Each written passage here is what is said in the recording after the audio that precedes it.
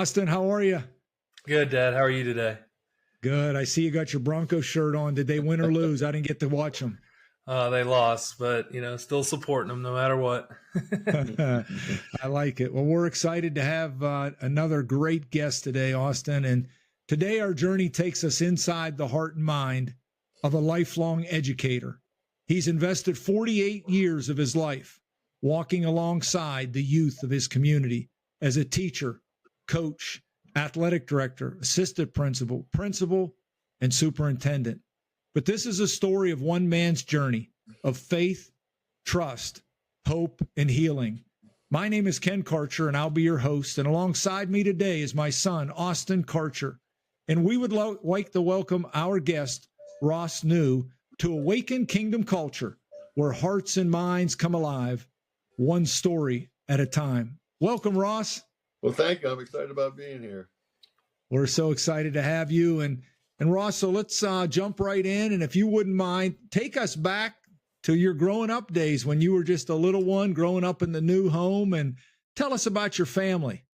Well, I came from a railroad family. We were generational railroad people. In fact, my dad's grandfather, or my dad's father, was a conductor for Queen Elizabeth when she come over from England to Canada through Buffalo.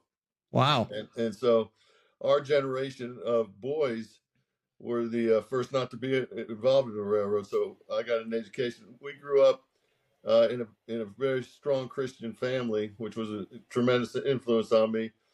We moved quite a bit. I went to 5 different elementary schools because of being transferred from one position to another. So you learn to either be social or be a stick in the bud. So we went the social route. But we moved from Ohio to West Virginia to Baltimore, and we ended up back in West Virginia.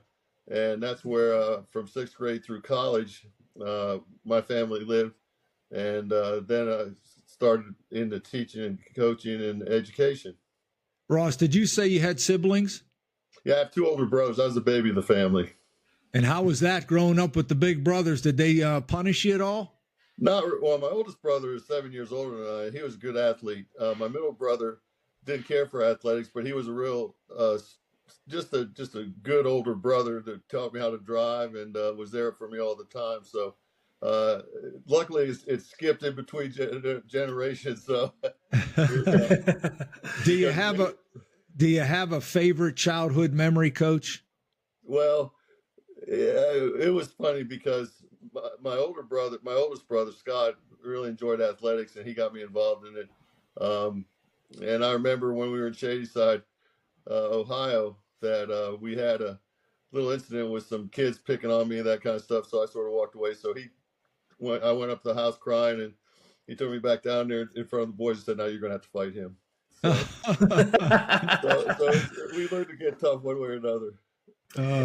So how did growing up in the new home influence you became today, Ross? Well, they had a tremendous impact on my life. I accepted Christ at an early age of 7, but then drifted away. And I started out in the band.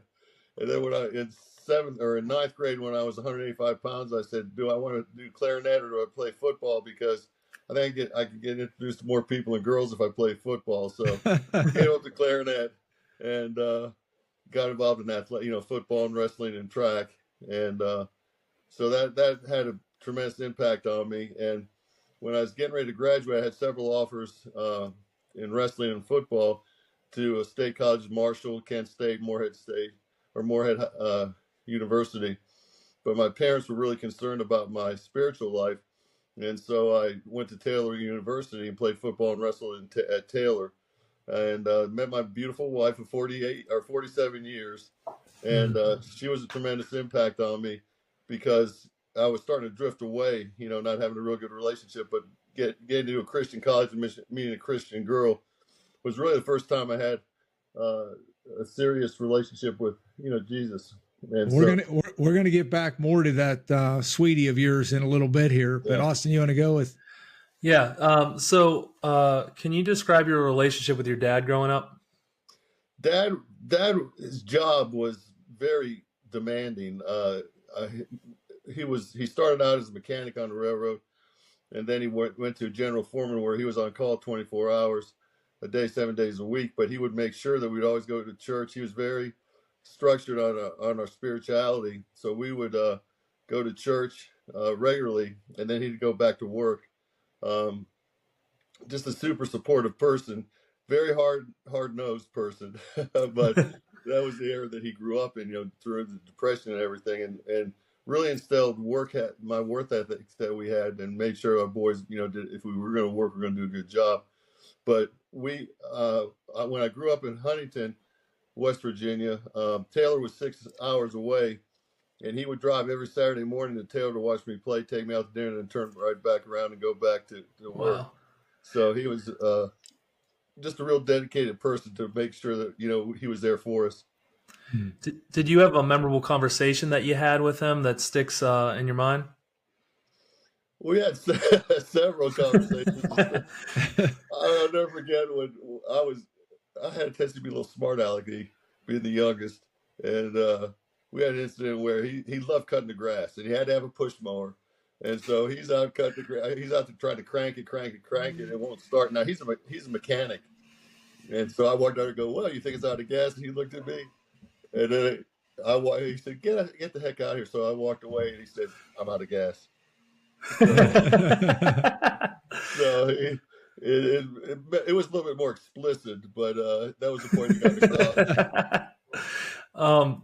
So who inspired your who was your early influence in inspiring you to do athletics? Really, my older brother. Now, Dad was a really good athlete, but he had to work. His dad died when he was 18, and so he had to take care of his mother and went to work, and then went to the war, World War II. So, but he was real supportive of athletics, but he wouldn't force it on us. He wanted us to do whatever we felt comfortable with. But my older brother was really influential on me athletics.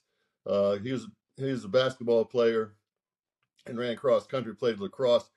Back in the 60s, early 70s, Baltimore County outlawed football just because there were so many injuries. So he played lacrosse instead.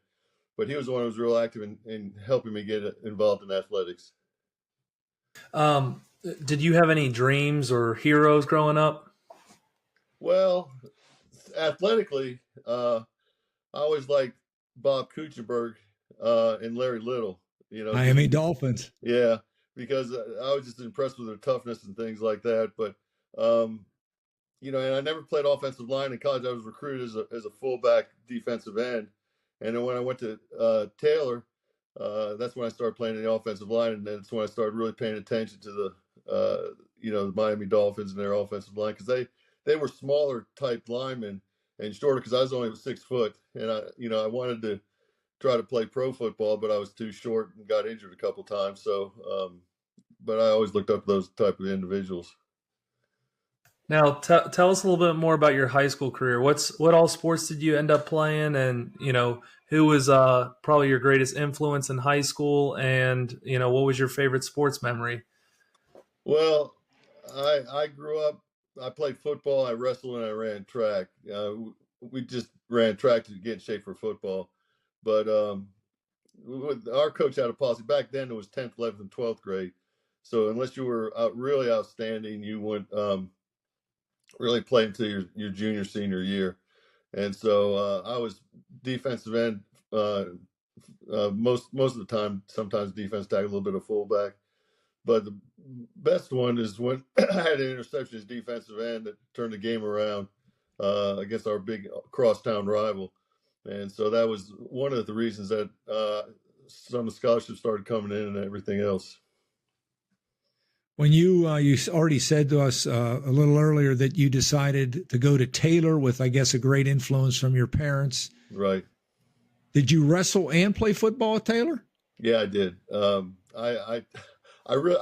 started wrestling before I played football. I started in the 7th grade, and I really never. I got burned out on it. And really, my senior year, I really didn't want to wrestle. I wanted to play basketball. But they voted me captain of the team, so I felt I should wrestle. So I went to Taylor. I really did not want to wrestle. And so I started as a freshman. I started all 4 years in football.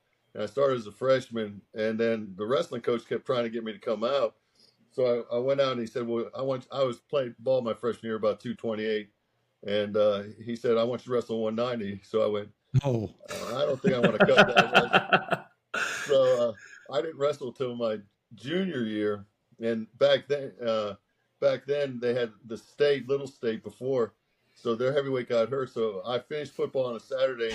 He contacted me Monday, said, listen, we got the state tournament come up. Would you just dress out and wrestle for us?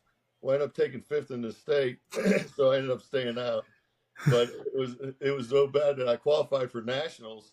And I'll never forget because the coach said, well, you've qualified for national. It's going to be out of Washington State. And I said, now, how many more weeks of practice is that going to be? He said, about 4 more weeks. I said, I think we're going to spring football. So I went out my senior year. I was all gung-ho because I'd finished up football. And the very first day of practice, I tore my knee up, so I was out for the season. But, yeah, I ended up wrestling and playing football both. Ross, how did wrestling help you become a better football player? Oh, tremendous. I mean, it helps with your balance, and wrestling practice is so much more endurance than it is in football, where you just have your explosion in football. Where wrestling, it's cardiovascular and everything. And our coach, Tom Jarman, ended up phenomenal wrestling coach, ended up going to Northwestern and was their wrestling coach for a long time, but his practices were just murderous. And we had been undefeated in dual meets for 2 years, and we had gone to practice. We lost the tournament. We should have won. And he said we got back on campus and practiced till 2 a.m. So it was there wasn't a time frame like it is now that how many days you could practice, how long you could go. So, but it definitely made me a better football player because of it. You pushed yourself so much farther, cardiovascular wise, than you did in football. Ross, how did Taylor University impact who you are as a man? Made a tremendous impact. It was the first time I was around Christian coaches, and I never thought I'd see that. And it was a whole different perspective because my high school football coach was the type that would just scream and yell and cut you down and that kind of stuff. And I was sort of a rebellious football player towards him. And so I just, he didn't make it where it was enjoyable. But when I went to Taylor, they had a tremendous impact on how being a godly and Christian person could be also an aggressive, athletic person as well. Mm-hmm. Who or what influenced your desire to coach? Well, it was funny. When I got out, I started out as a psychology major, and then I went to special ed, and I said, well, you know what? I'd really like to, I don't have to take any languages if I go to PE. So I ended up going into PE and just really enjoyed the time when I was student teaching, and then just decided I wanted to get into coaching. And so I had a couple GA offers when I got straight out of college, but then I had an opportunity to go to a Christian school and coach and teach as well. So I ended up doing that. So, Ross, where were you at this point as you're leaving Taylor? How would you describe your spiritual journey at that point in your life? I think it was growing. My wife has been was a tremendous influence on me because I grew up in a area where drugs were very prevalent. And that's one of the reasons my parents got me out, because they saw that I was starting to stumble and they wanted me to go to a good Christian influence university. My 2 older brothers had gone to Wheaton for 2 years and graduated at Marshall. And I knew I didn't want to go to Wheaton because their athletics at that time weren't very good. And Taylor had a much better sports program when I was there. But there really wasn't a lot of discussion. It was like, you're going to go to Wheaton, you're going to go to Taylor, and which one do you want to do? So strong parents. That's good. Oh, yeah. So Austin sort of asked you a little bit, why coaching and education. And so why don't you walk us through your journey from your first job? Because again, as I mentioned in the intro, you are, in your background, you've been a teacher, you've been a head football coach, you've coached wrestling, basketball, and track, I think. You've been an athletic director, assistant principal. So you've really covered every facet of education. Right. Walk us through your journey from your start to, I would say up to where you are now in regards to coaching. Well, I started when I graduated in 1977, and back then, Indiana, Ohio, and all that were in the area that I was in college with. were very strong in their unions, and there was not a lot of openings, or hardly any to get into teaching. So they had opened up a conservative Christian school in Huntington. So I ended up going there for a year, and it definitely had the work habits. It gave me a lot of exposure because it was under construction. So every teacher had to get up each morning, drive, be a bus ride at 6 o'clock in the morning, including my wife. So you all had to drive a bus. Then you had to go to school, and the school was under construction. So I was teaching biology, and there was no electric in it. So I had to teach. The first block was usually by a flashlight because there was no lighting in there. And so you'd have to go teach all day, then drive the bus home, and then come back and do practice, and then go back and help build the school till about 9 o'clock at night. And then I also was a youth pastor, and so I did that for a year for $5,000. And Wow. after that, Nancy's dad was a really big time preacher, and her uncle was George Sweeting, who was Oh. Moody Bible Institute and chancellor for a long time.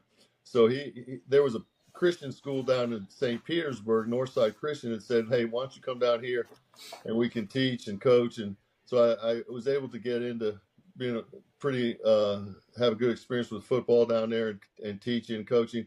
And then after a year of that, I got a call from Lake Highland Prep up in Orlando, and they asked me to come up as a head coach. So I was 24. I said, "Well, shoot, yeah, I'm going to try that." And so I went up there, and we did real well. We won the district my first year, and I was coach of the year. And it was funny because you had to have a good work background because they didn't have a stadium. So we had to put together the seats and then line the fields and do all the menial stuff, which I like doing. I like cutting the grass and all that. So I went there for 2 years, and they canceled the program on me the second year. So I said, well, maybe the Lord's leading me a different direction. So I went down to West Virginia, went back to West Virginia, worked a little in Kmart, stuff like that. And then I got a call to go back to Florida.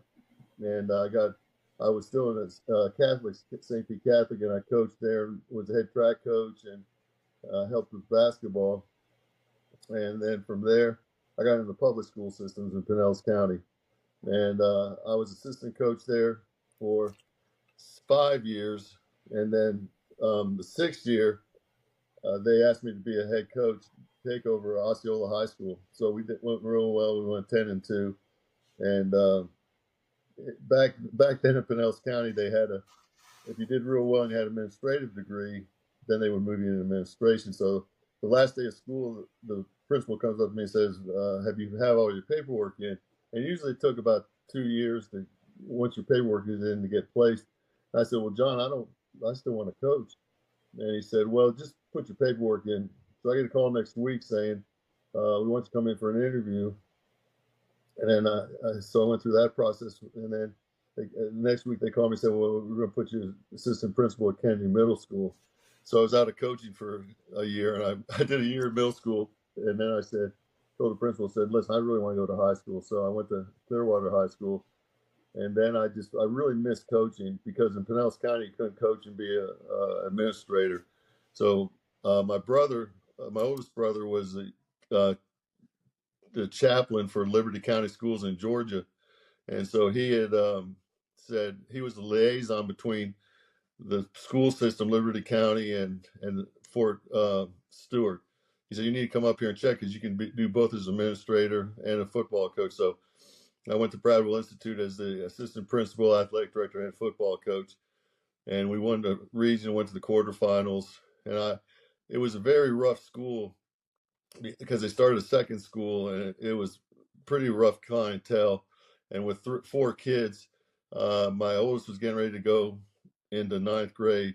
And so I got a call from Irwin County Schools where I got to know Craig Snyder. Yes, our connection. And so I said, "Let's check this out." So I went down there and I said, "Boy, this is interesting. It's a small town. It's a 1-county high school." And they hired me as the assistant principal, but also the principal of the alternative school and athletic director and head football coach. And the program was, I'll never forget, was such a joke. They had lost for so long. And the first day of spring practice, we're loading on the bus and all the kids are laughing and saying, "Why are you doing this?" and just making fun of the football team. And I just told the kids, I said, just remember that because they're going to be on our side as soon as we start winning. So we did pretty well. We went first 2 years was pretty. We had to build. So I really concentrated with the freshman group, and we went 1-9 and 3-7 and 6-4, and then we played for the state championship, went for 12-3, and then just continued there. Hey, Ross, I want to interrupt you right there because Craig has told me a story, and then I know Austin wants to ask you about philosophy, but he said that there was a luncheon that you both were at, or maybe it was a newspaper reporter, and someone said, how did you turn around the football program? Do you remember the two things you told him and what turned it around? Well, I just said, I can't really remember. He said weights, yeah, and Jesus. Yeah, that's true. That's what we emphasized, because we would always, wherever I went as the head coach, my number one thing is I went to the weight room, because we got to work on the strength and the explosion. And the other thing is, I said, I have to have the ability. I said, we're going to pray with the kids, and we want to mold these young men. So that's what we always use our structure when we were going into new programs. Well, that kind of leads us to the next thing, but can you describe your coaching philosophy and leadership style? Yeah, I believe it's probably the most sacred job around, just because you have such an influence and an impact on young people's lives. You have an opportunity to get close to them. And I worked 8 years in the inner cities of St. Pete, where we were their daddies most of the time. I'd have to walk them down on parents' night, a lot of the kids, because their parents weren't there or didn't want to be there or in jail. And so I really felt it was an opportunity that we could mold these young men. And my philosophy is that number one is you got to build a relationship with them. They got to know you care about them, and then they have to know what it takes to be effective in life, and a lot of that is discipline. And I always told them that I have 3 basic rules: don't lie to me, don't skip practice, and don't be disrespectful. Mm-hmm. And so I said everything else will work through. And we would always have the rules, and we were consistent with it. I handled all the discipline. So if the kids had to stay after and run, I handled that. But I always ended practice on a positive note. If we had just a terrible practice, I'd stop and just say, get on line. And we conditioned. I said, no, that was good conditioning. We had a good day. Now we're ending positively. So there we go. But that was my biggest thing, is I really stayed in coaching. And really now I'm still in education, because I think there's a need for educators to direct these young people. Absolutely. Coach, how did your faith affect your coaching philosophy and leadership style? Well, my faith and my past experience affected me. I went through a head coaching in high school that just the whole type of motivation was to, break kids down and embarrass them and that kind of stuff. Where I swore I'd never be that type of coach. I never embarrass a child. I'll yell and scream at a group, but I won't yell and scream at an individual. And the Lord gave me a lot of patience and really made it a fun time. Now my wife may say I didn't have the patience, but and some of the kids may not. But it gave you a real perspective, knowing what is the real meaning and what's the purpose of you coaching. And that's to improve lives of the kids and influence them in a positive way. Coach, do you have a favorite coaching memory? There's so many that probably I'm trying to think. Irwin County was probably my favorite place I've ever been. But in Carrollton, when we left Irwin County, I took the Carrollton job because it was a big time program. My son was going to be a junior quarterback, and I thought it would be a better stage for him. And one of my favorite memories is we're playing our crosstown rival, Carroll County High School, or Central Carrollton, and we're down on the goal line. And it's really, we got stuck. We ran 3 straight running plays. We got stuffed, and we're down by 5 points. And so I said, well, we're going to run a bootleg. And my son just comes up to me and goes, no, Dad. He said, I'll get us in. I said, oh, if you think you can. So and I have a picture of him diving over the goal line, scoring to win the game at the last seconds. So that was probably the most meaningful. And then playing the Irwin County time playing for a state championship was just impressive because 4 years before that, nobody ever gave us a shot. And we went out as the 4th seed in the playoffs and ended up playing for the state championship. So those two memories really stick with me heavily. Mm. So let's talk about your family a little bit, Coach. And I think, you've already mentioned your wife. Mm-hmm. In my understanding, did you get married in college? No, we graduated the week before we got married. And the week after we graduated, we got married. And so I think that I hear you say 47 years. Is that accurate? Yeah, it's 47 years. We'll be 48 in May. Wow. Now, I don't know when people hear that. I know I'm going on 38. 47 years is a long time with the same woman, especially in the coaching profession. So here's what I want to know about her. Yeah. What makes her special, and how does she make you how did she make you a better coach? She just has a real loving heart towards kids. I mean, there's been many kids that we've taken in just because their parents are, I've kicked them out, or in fact, I have a godson, Salt Cooper, that played for me that stayed with us, and we've had several incidences like that where they come in, and she just loves kids and takes them in. And one of the things she did in Irwin County is she would fix sandwiches for our kids after the game, and then the football players would come up and go, "Well, can we have some?" So she ended up fixing sandwiches for the entire team after the games every week. And, but she showed me what it was to be a family person and mix it with a professional, because she was a longtime teacher as well. But she was super understanding, because you all know as coaches how much time it takes up and how far you're away from family. She'd bring the kids out to the practice field if we had a late practice, just so I could say goodnight to them. Yeah. So, Awesome. But she's stayed at all the times I've moved her, that's for sure. How many times have you moved? I've been in 14 schools. Now, some have been in the same district, but I've been in 14 schools. Pinellas County, I was in 3, but that was the same district. But either through promotions or just getting mad at the superintendent. I'm real stickler on, if you make a promise, you're going to keep a promise. And so I've had some where I let the temper get the best of me and go, well, forget it. If you're going to lie to me, I'm not going to work with you. And so she's been very understanding, because all the moves we've done, she's put up with. There's been one place where she just said, "Can we please move?" And I went, "Yes, we can."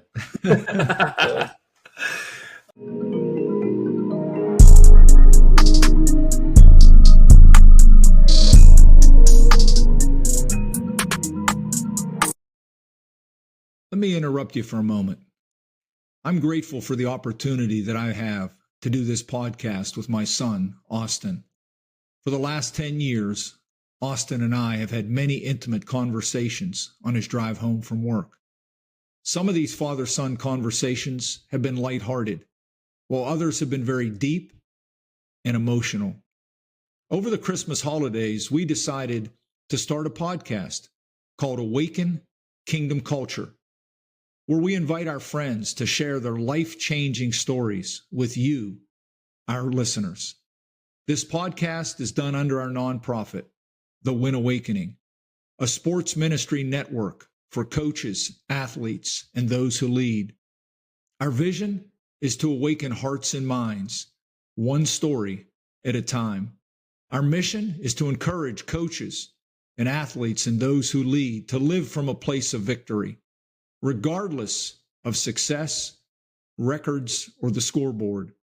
Our goal is to create safe environments where transparency and vulnerability are accepted, and value and worth are recognized in an atmosphere of love.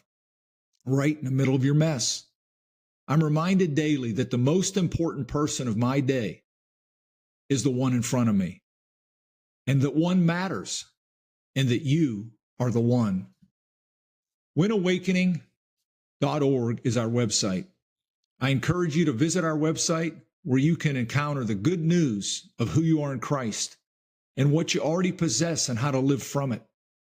There you'll find blogs, videos, Andrew's journal, and this podcast, Awaken Kingdom Culture, where hearts and minds come alive, one story at a time. I'm thankful for all of you who have given and are a member of Team Win. Awaken Kingdom Culture is listener supported. And if you'd like to support us, you can go to winawakening.org. We are a nonprofit. I encourage you to follow us on Facebook, Twitter, LinkedIn, and Instagram. And please like, share, and write a review on Spotify or YouTube. Okay, it's time to get back to the podcast.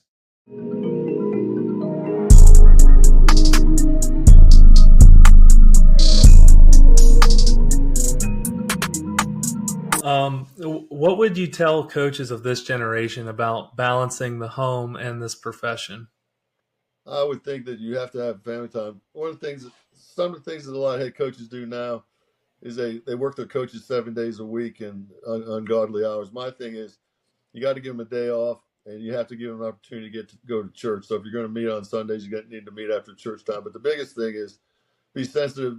There's nothing more important than your family, because they're going to, you have such an impact on them. And some things I did move them so much. If I had to do over, I probably wouldn't do it. But the family is family. And that race, besides your relationship with Jesus Christ, the family, without doubt, is the second most important thing.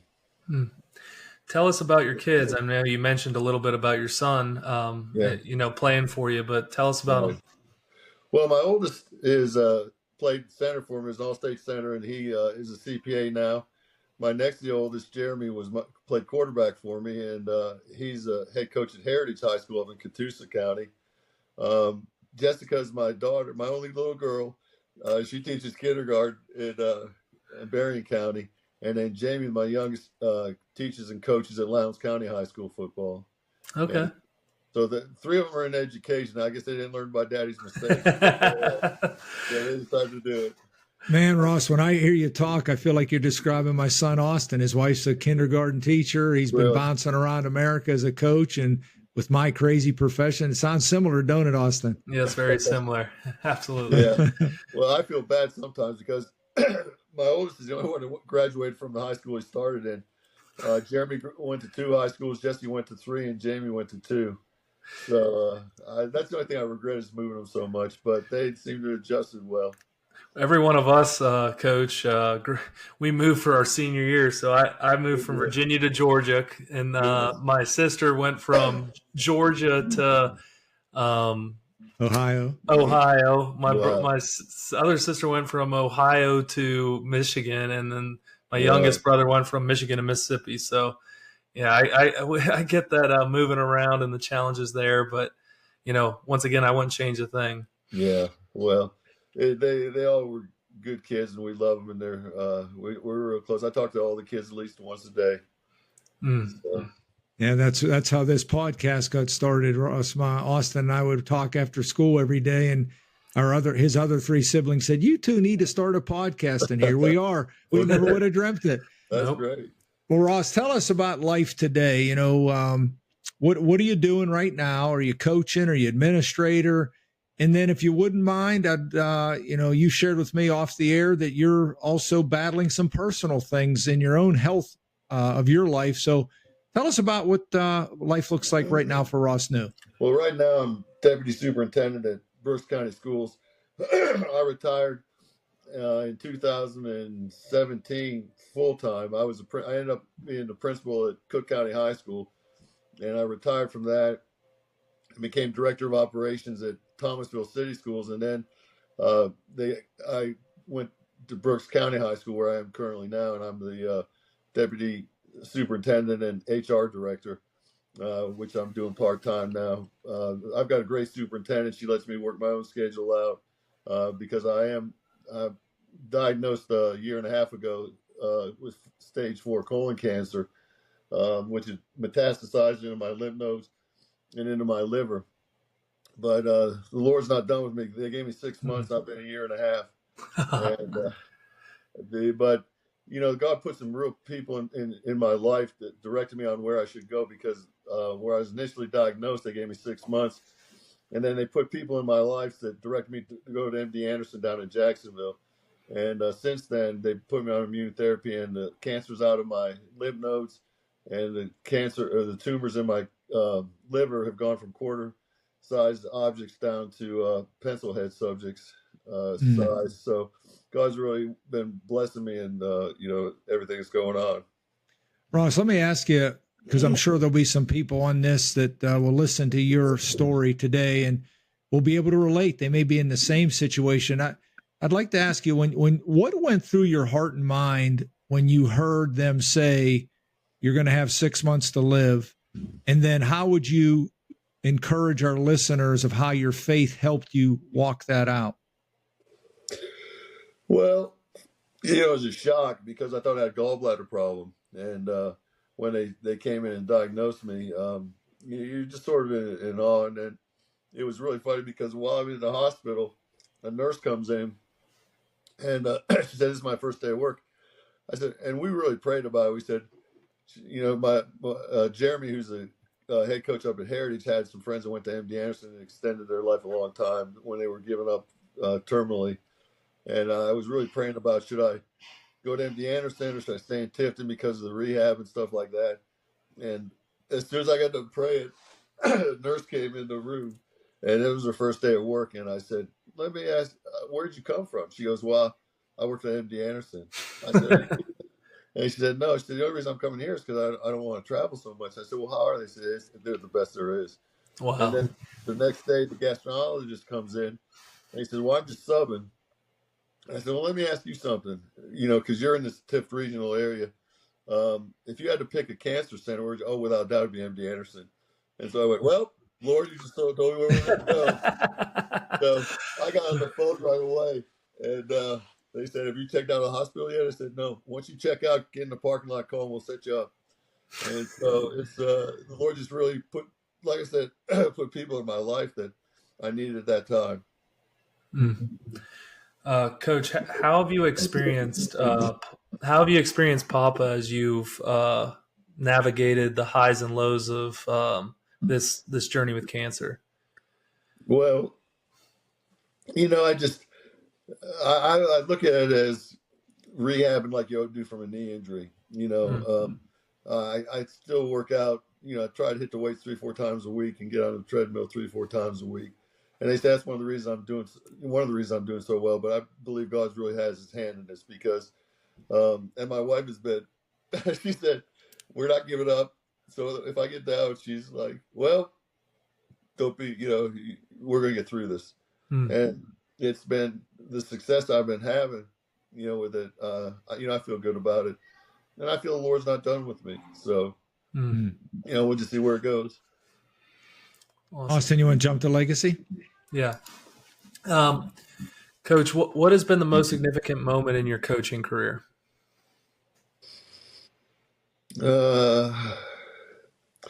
It's hard to say. The Irwin County was significant. Is just seeing where we went from being one of the laughing stocks in the area to one of the best in the area. But I think really seeing all the kids that are grown now with kids that still remember me and still call and stuff. I think it's the relationships, definitely. Yeah. So, and Coach, we had a nice thing this year. Irwin County has a tradition which I never knew about. They start after I left, where they have someone come in and they throw the spear in the middle of the field before the game. So I got to do that. So that was pretty cool. Oh, that's really cool. Yeah. And so I got to see a lot of my friends. It was a good reunion time. Awesome. That's awesome. And I got another one for you. Solon Cooper, who was the first quarterback I had when I came to Georgia, who's now coaching. He won. He was on a team that won a state championship, and then on another one, he gave me both of his state championship rings. Wow. So it's definitely the relationships that have made this all worthwhile. What was his reasoning? Why did he say he was giving them to you? He said because I just molded him. He said, "You're like my dad," and he said you took care of me when others, when everything was down, and he's turned. He followed me into coaching. He coached for me. I hired him. I was able to get him his first teaching and coaching job with me, and then we've just stayed in touch. And in fact, he named his daughter Kennedy, and that's my middle name. So Wow. it's been that's those kind of things are very meaningful. Oh, absolutely. Those are the long-lasting legacy and memories that you're right. People will forget the scoreboard and records, but you won't forget that. That's for sure. No. Coach, if we were to ask your players, what would it feel like, or what does it feel like to be coached by Ross New? What might they say? I think that number one is that he's going to care about us, and we're going to work. We're gonna be disciplined. Because there's things we just wouldn't tolerate, and the kids respected that. And like I said, once they knew that you cared about them and loved them, everything else fell into place. But I think it's just that we really cared about them as a staff. It's amazing, Coach, and Austin, I know you'll agree. It's just is so true how all the guests that we have on, how so many of them have talked about the role of love in coaching. Right. Loving your players, showing them that you care, loving your staff. And that's not talked about a lot on in football, or in sports in general. And yet when you talk to great coaches and you hear them talk about the role of love, it's really amazing. Well, I think in order to be successful and build young people, you have to interject that, because you just can't beat your kids down and expect them to respond. So wise. Coach, how has your faith shaped who you are as a man, husband, father, and coach? Well, and I couldn't get through all this without it. I mean, not even before the cancer, the different trials you go through. And, as a coach, it can tear you apart if you things go sour and stuff like that. And that's the only way you can get through things is through your faith. Coach, when someone encounters Ross New, what do you want them to experience, and how would you want to be remembered? I want to know that I'll always respect that person, and that I'm the type of person that you can always come to, and I'm going to be a straight shooter. You're going to know exactly where you stand, and anything I can do to help. One of the things is being a principal, and I'd always tell my staff is I'm here to serve you. I'm here to make you a better person, and that's how I hope I'd be remembered. Is that everything I've done is try to make you a better person and to lead you in the right direction. Thanks, Coach. Well, Coach, the final thing that we always like to do as we close out the podcast is we call it final words. And we want to give you a chance to share something that maybe we didn't ask you that you wanted us to ask, or something that's on your heart right now with our listeners. I like to say that the most important thing is your relationship with Jesus Christ, because he gets you through any type of situation that you have, and that you have to know that we're here as a purpose to help young people and also to help adults, and that's my biggest thing is, just have God direct you in what you want to do. Austin? Coach, first off, it's been an honor to sit here and listen to you, someone who's in the same profession. I'm a high school teacher, moving around, teaching elementary, high school, coaching with football, elementary track starting tomorrow, just doing a little bit of everything. And, I respect everything, I respect the challenges that come up within a 48-year career in education. And, you add all that, what you're walking through with cancer, and just the hope that you communicate, and the faith that you're demonstrating on a day-to-day basis, and is inspirational to me. Like you said, you're not done yet. God's got things, still on your plate that he's going to use you and make him known through your life. And I know one thing that really just, caught my attention, because I think it's just such a beautiful picture of something that is so temporal, but if it's done right, it can impact eternity, is that quarterback. that you coached, that first one that you coached in, I guess, Georgia, I think you said, Right. is, in this world, winning the championship is the climax. That is the temporal thing that we're all aiming for as coaches. But for him to look at that and to have the maturity and to look at those rings and say, what this man has done for me eternally, so outweighs this temporal rings. To me, I mean, speaks volumes to the way you've coached and how you've served and you love people throughout the way. And like we said, we've had there's so many coaches out on this earth, that have an opportunity to play a role in people's lives. And I know for me, the challenge is the deception is to get caught up in the temporal victories only. But I think, hopefully listeners can sit and see, just through stories like yours that, if we're all playing a role and we all have our eyes fixed on the right things, we can not only be great coaches here on earth from the world's eyes, but having an internal impact that can last for, once again, eternity. So thank you, Coach. My pleasure. Ross, as I think about and close us out, when I listen to your story, and obviously I talked to Craig many times about you before this event, I see my own high school coach, who was my uncle, who coached me in football and baseball throughout my high school career, and now having a son in high school athletics as a coach. I think sometimes we take for granted what a high school coach does.